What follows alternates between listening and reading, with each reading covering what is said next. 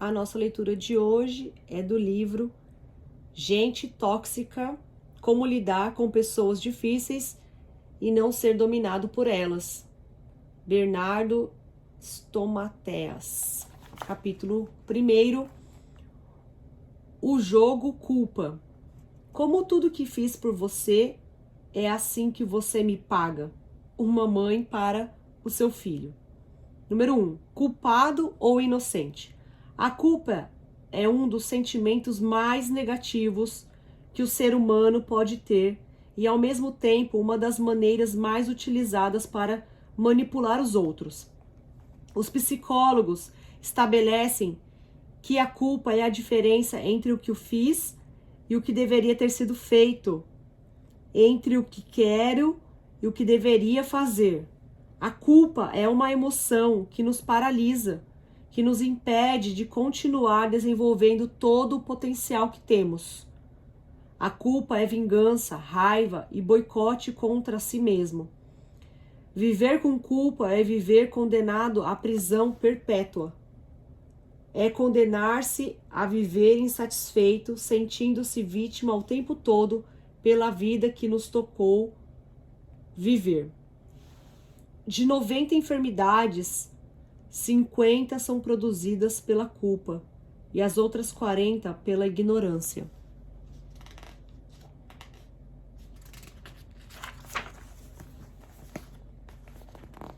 Então a pergunta é: nos tocou viver esse tipo de vida ou escolhemos de forma errada, decidimos errado?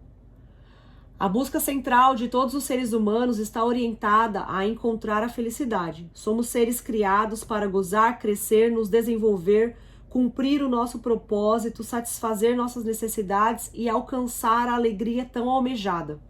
O ser humano tem necessidades básicas que precisa desenvolver para poder viver livre de culpas e assim bloquear cada obstáculo que tentar detê-lo. Vejamos algumas dessas necessidades. A necessidade física. Podemos satisfazê-la cumprindo determinadas pautas, tais como comer de forma saudável, fazer exercício físico ou passar por controles médicos periódicos. A necessidade emocional.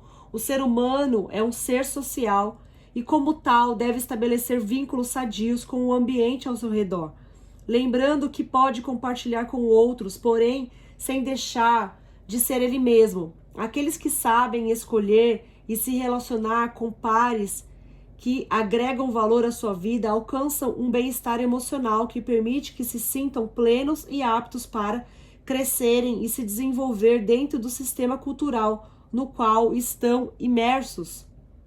A necessidade intelectual se satisfaz na medida em que vamos crescendo e nos nutrindo de sabedoria, desprezando paradigmas equivocados, escolhendo mentores e expandindo nossa mente com crenças verdadeiras.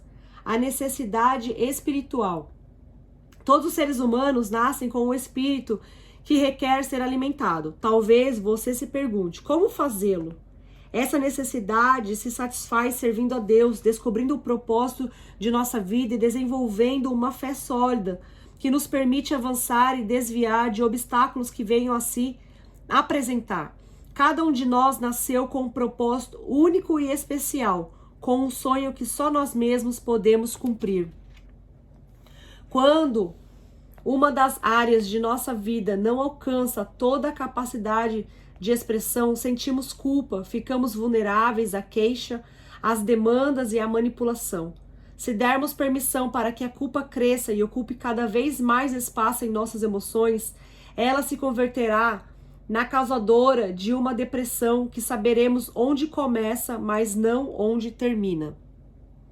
2. Pecado original. Desde o começo da humanidade, a partir da própria criação do primeiro homem, Adão, a culpa e a vitimização se inseriram no ser humano. A primeira culpa nasceu em Adão por ter obedecido a Eva e comido o fruto proibido. Então, por culpa, Adão começou a cobrir seu corpo. Já não podia se mostrar nu perante seu Criador.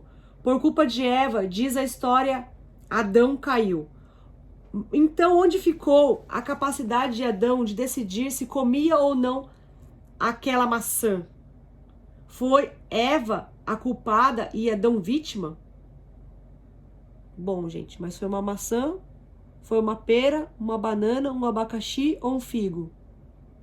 Brincadeira. Continuando.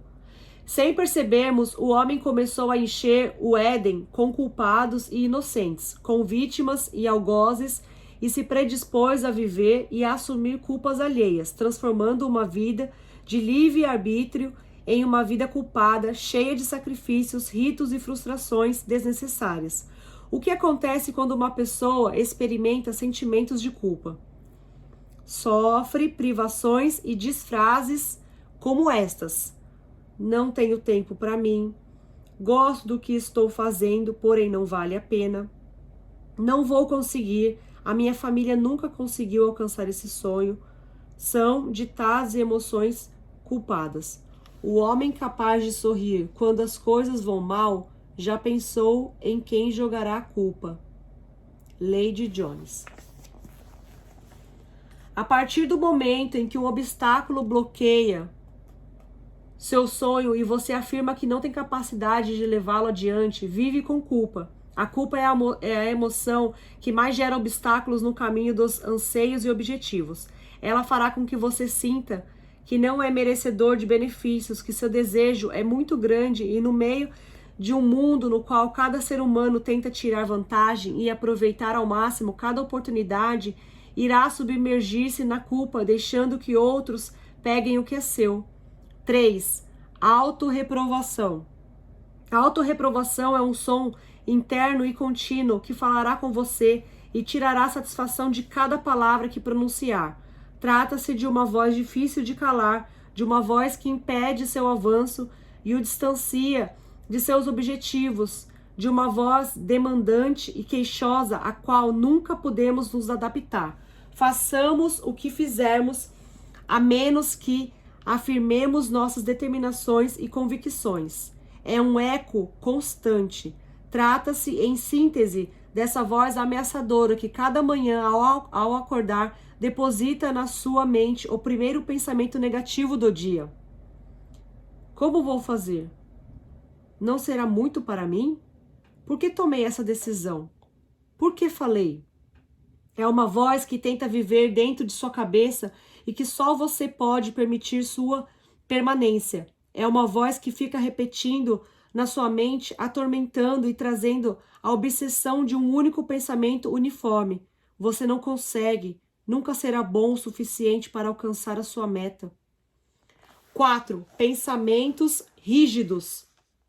Quem vive com culpa estabelece dentro de si pensamentos rígidos, normas inflexíveis e princípios impossíveis de serem alcançados, cujo objetivo é boicotar o sucesso, obrigando-se assim a viver em um fracasso contínuo. São pensamentos que acabam fazendo com que você acredite que o objetivo fundamental da sua vida é permanecer e subsistir como puder, distraindo dessa forma do fundamental da existência, crescer, multiplicar-se e cumprir seus sonhos. Essa estrutura de pensamento se apegará aos erros ou fracassos, porque você passou sem lembrar nenhum obstáculo ou circunstância difícil que superou no passado. Acontece com todos. Sem perceber, nos submetemos a mandatos, vozes internas e externas que nos colocam em um lugar no qual vemos qual é a melhor posição, a de vítima ou de culpado.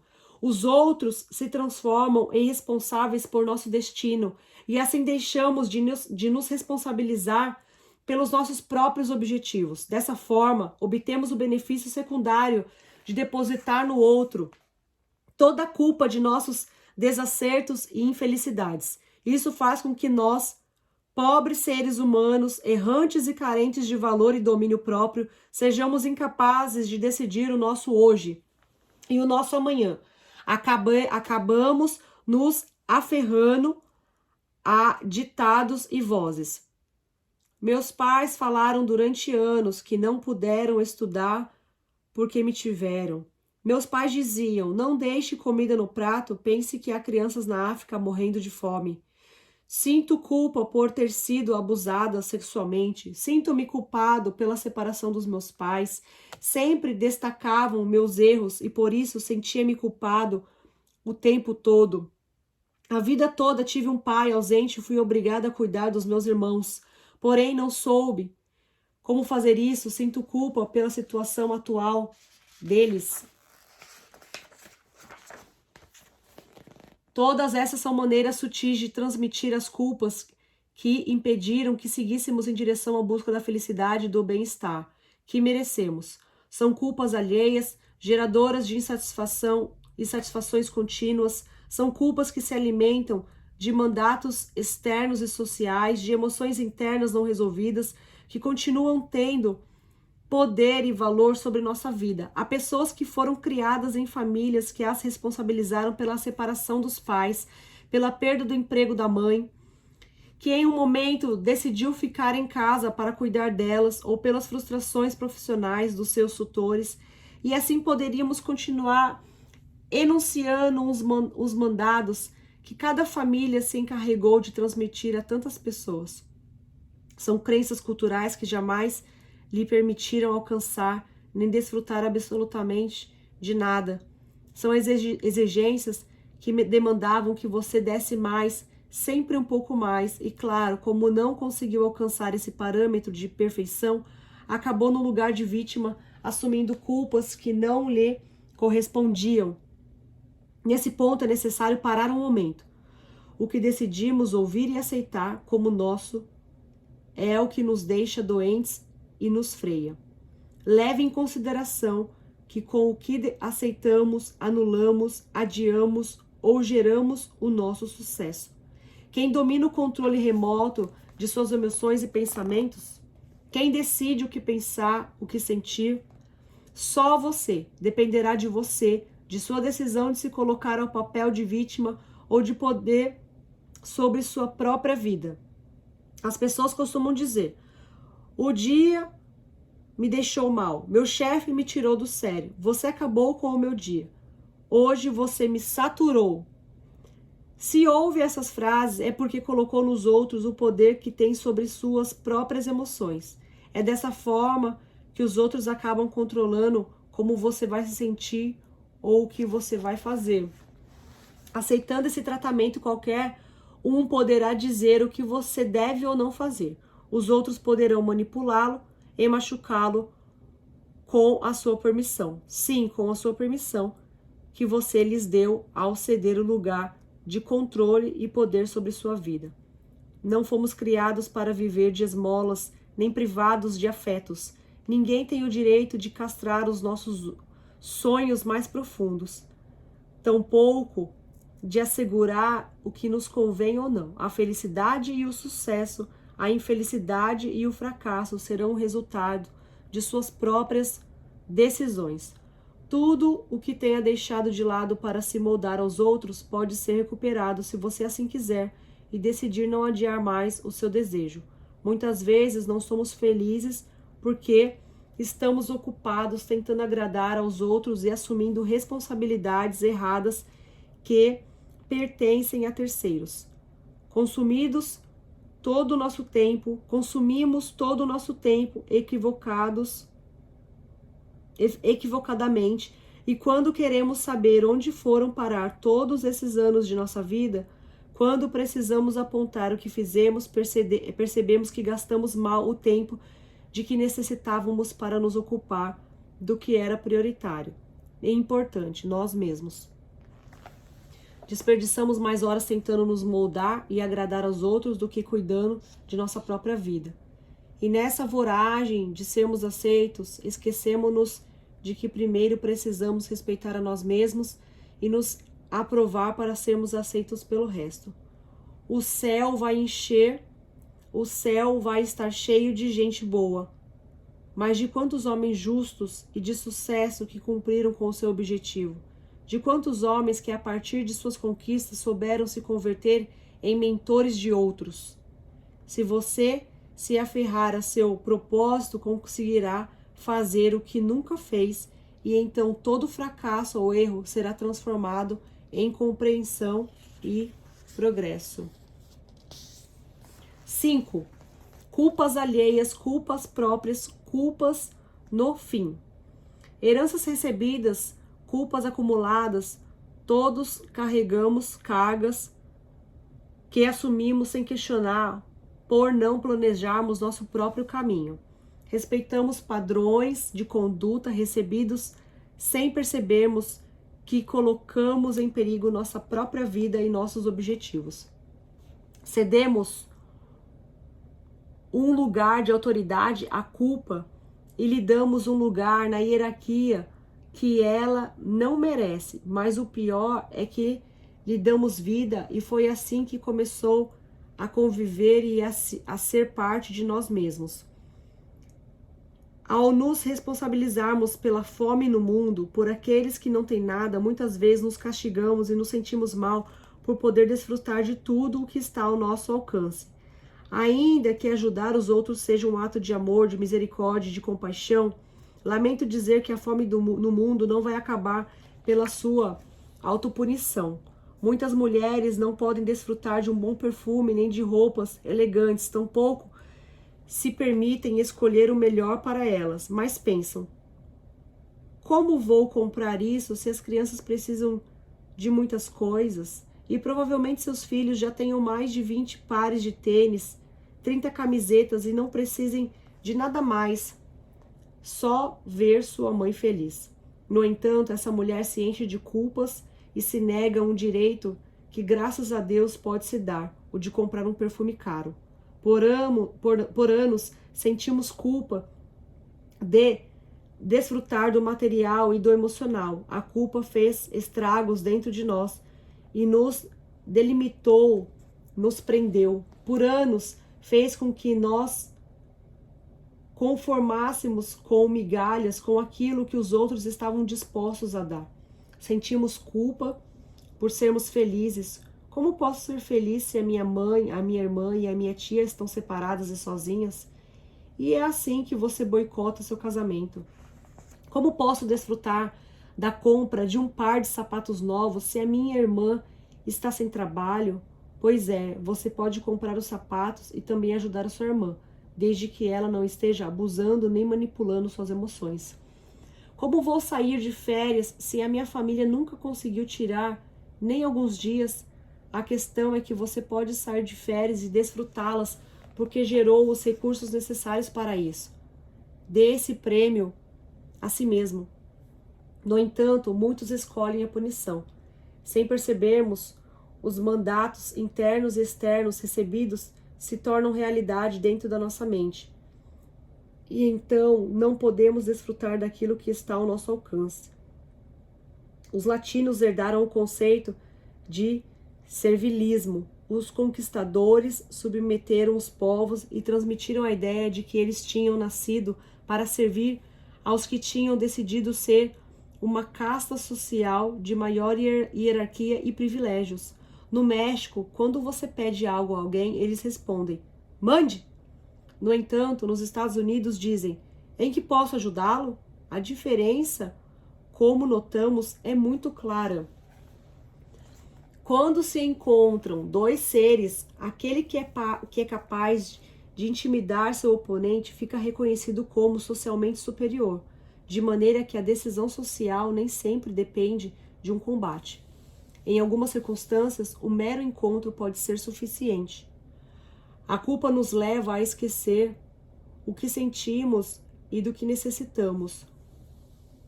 Nubla por grandes períodos de tempo nossos direitos, convertendo nossas prioridades em necessidades secundárias, enquanto dá à opinião e aos pensamentos dos outros um lugar de urgência e prioridade.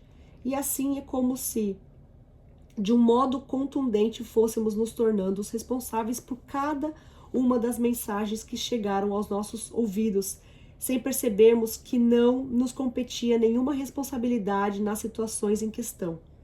Analisemos algumas destas mensagens. Primeira mensagem: continue participando.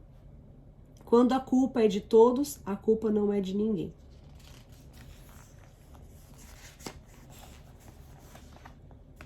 Muitas pessoas receberam essa mensagem sutil que diz: está bom, o que você fez, mas não é suficiente. Nesse caso, a ideia é: as coisas não estão mal, mas poderiam estar muito melhores.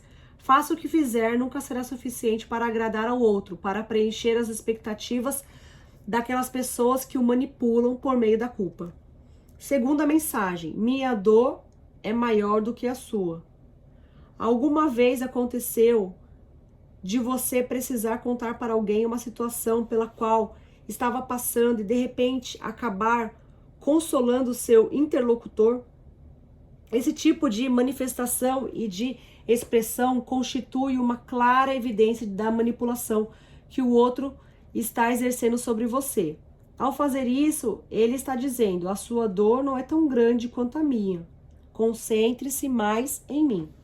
Terceira mensagem: você é responsável pelo que eu fiz. Nesse caso, acabamos sendo os culpados pelas queixas e angústias dos outros. Foram as nossas palavras e ações que determinaram o mal-estar das outras pessoas. Falso. Isso também é manipulação. As emoções que sentimos dependem de cada um de nós, assim como o valor que atribuirmos às palavras dos outros e às reações que tivermos. Cada um de nós é responsável pela atitude que assumirá perante as circunstâncias e os fatos. Desde que éramos crianças, nos fizeram acreditar em uma grande mentira. É preciso satisfazer os gostos dos outros antes dos nossos. Entendemos que precisávamos ser abnegados para podermos ser aceitos e não percebemos o significado desse ato. A abnegação é uma virtude, mas um ato contraproducente que exercemos sobre a nossa própria vida. Adiar-se, sacrificar-se, deixar a si mesmo por último, é não reconhecer o seu próprio propósito, é viver uma vida que não lhe pertence. O escritor Bob Mandel afirma: seu direito a ser você mesmo é diferente dos outros direitos. Não se trata de um direito que um governo tenha lhe outorgado, um país ou uma autoridade externa, mas vem com o pacote, ou seja, você. A vida é uma viagem que começa e termina com você, e no meio há um território desconhecido esperando ser explorado. Pegue um lápis e anime-se a fazer este teste. Descubra-se, conheça-se. Até que ponto você chega à sua abnegação? Responder verdadeiro ou falso. Se os seus amigos tivessem de descrevê-lo, você preferiria que dissessem que é uma pessoa atenciosa em vez de uma pessoa feliz? Sente-se melhor cuidando dos outros do que permitindo que cuidem de você? Você se surpreende ao ver quão incompetentes são as pessoas que o rodeiam? Acha que eles não seguem a maioria dos seus conselhos? Às vezes sente que precisa contar até 100 na presença de seus filhos, cônjuge ou outros familiares? Em geral, acha muito fácil fazer as coisas sozinho? Faz muito mais pelos outros do que eles fariam por você? Se alguém lhe trata mal, normalmente você continua tratando essa pessoa como sempre? Às vezes seus familiares ou amigos têm certeza de que podem contar com você? Às vezes aceita atitudes de amigos ou familiares que não aceitaria de um desconhecido? Sente mais alegria pelas coisas boas quando há um ser querido com quem compartilhá-las? Às vezes deseja jogar tudo para o alto, descansar e não ser obrigado a se preocupar com os outros? Em algumas ocasiões você respondeu ao que falaram na televisão com comentários sarcásticos, corrigindo o vocabulário ou a gramática? Você cumpre as promessas que faz, mesmo quando isso significa sacrificar suas necessidades? Você detestaria ser lembrado como uma pessoa egoísta? Só voltando aqui um pouquinho. O homem é vítima de uma soberana demência que sempre o faz sofrer, com a esperança de não sofrer mais. E assim a vida escapa sem gozar daquilo que já adquiriu. Leonardo da Vinci. Continuando aqui. Somar os verdadeiros. Se deu 1 a 2 verdadeiros, a palavra culpa não se encontra no seu vocabulário. Se o resultado é de 3 a 4 verdadeiros, podemos dizer que você é uma pessoa equilibrada e responsável por si mesma, sabe satisfazer suas necessidades profundas e não é escravo dos caprichos. Possui capacidade para desfrutar e encontrar prazer em muitas coisas. Se teve de 5 a 7 verdadeiros, é uma pessoa abnegada. Grau 1. Um ser que adia suas necessidades para mais adiante, para quando for o melhor momento. Seu lema é: não posso agora, mais adiante sim. Porém, esse momento nunca chega. Se teve de 8 a 13 verdadeiros, a sua abnegação chega a ser de grau 2. É uma pessoa que ignora suas necessidades e até as mais básicas, como comer, dormir, receber afeto, estudos, etc. Você obtém mais gratificação ao cuidar dos outros do que si mesmo, mais prazer em fazer os outros felizes do que a si mesmo. Todos lhe descrevem como uma boa pessoa. Servir é o máximo na sua vida. Se acontecem coisas lindas com você, compartilha com os outros, ama todos, cuida de todos, investe em todos, exceto em si mesmo. Esse tipo de pessoa costuma copiar o modelo fracassado de algum familiar. A pessoa com mais de 13 verdadeiros não reconhece que possui necessidades. A essa altura já se converteu em uma máquina de trabalhar, deixando de sentir, de pensar e de decidir melhor para si mesmo. Nesse ponto, a sua vida já não tem sentido, carece de sonhos e de expectativas. No seu interior só há espaço para broncas e frustrações extremas. Só compete a você mesmo mudar. Haverá um momento na vida no qual será preciso perceber que se você mesmo não trabalhar para satisfazer as suas próprias necessidades, ninguém o fará. Desenhe na sua mente o que deseja que aconteça com você. Comece a projetá-lo. Detalhe as metas e os passos que precisa dar e depois prossiga até o final. Michael Jordan disse: visualizei aonde queria ir, que tipo de jogador queria ser. Sabia com exatidão onde chegar, o que queria obter. Concentrei-me em conseguir e realizei. Se algo acontece na sua vida, é por sua causa. 6. Livre de culpa e carga. Todo ser humano tem direito de ser feliz e viver sem culpas. Todos temos coisas boas e outras nem tanto. Por outro lado, precisamos nos conectar com o bom, com o melhor que temos e seguir adiante. Sem perceber, acabamos nos enchendo de culpas, de circunstâncias difíceis pelas quais tivemos de passar e que decidimos carregar sobre nossos ombros, de mensagens que aceitamos e incorporamos sem questionar e que assumimos como próprias. O objeto tomou forma na minha mente antes de começar a pintar. Van Gogh. A obsessão com a culpa só trará dor e feridas à sua alma e a seu corpo. Você é seu próprio tóxico. Já é a hora de aprender a ser livre de todos os paradigmas falsos que o dirigiram até hoje e se desfrutar sem culpa. O cordão umbilical se cortou e agora é você quem deve decidir. Simplesmente seja você mesmo. Tire o pó dos seus sapatos e siga em frente. Esvazie-se das culpas próprias e alheias e comece a viver com convicção. A convicção permitirá que você reveja, modifique, mude o que for necessário e siga adiante. A culpa não está no sentimento, mas no consentimento. Se você errou, peça perdão.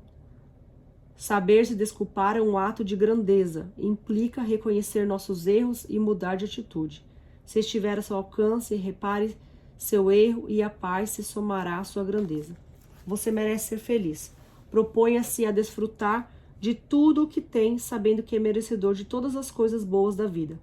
Desfaça-se das falsas culpas. Você só é responsável pelas suas decisões, não pelas alheias. Não queira mudar ninguém, só muda quem decide mudar. A melhor maneira de mudar o outro é não querer mudá-lo. Cada vez que você tomar uma decisão, pergunte-se se isso o ajudará a ser a melhor versão de si mesmo. Cada vez que escolher quem irá acompanhá-lo em um projeto, pense se essa pessoa agregará valor e lhe permitirá ser a melhor versão de você mesmo. Quando lê, pesquisa, aprende e cresce, alcança a sua melhor versão no plano intelectual. Somos vítimas de nossas escolhas. Quando projetar com força seus sonhos e colocar em marcha seus objetivos, conhecerá sua própria essência, seu valor e autodomínio. Esse que está dentro de você. Então, seu verdadeiro eu emergirá e saberá se auto-reconhecer, viver, gozar e desfrutar são direitos que temos todos nós, seres humanos. Não são privilégios. Eles não correspondem por lei. Adquira já esse livro, Gente Tóxica, para que você possa, então, ler todos os outros capítulos. Deus te abençoe. Até a próxima.